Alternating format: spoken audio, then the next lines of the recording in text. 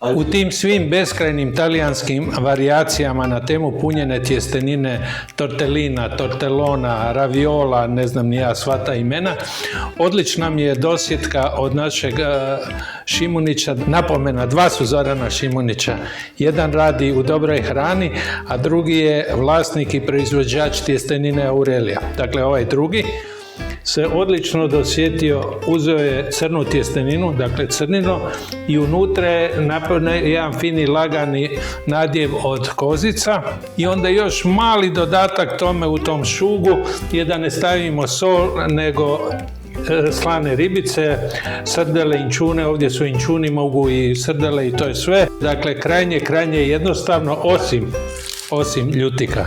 Cijenim to, taj kult ljutike i ja nekad, ne doslovno, ali evo sad je baš u jednom svom jako lijepom izdanju.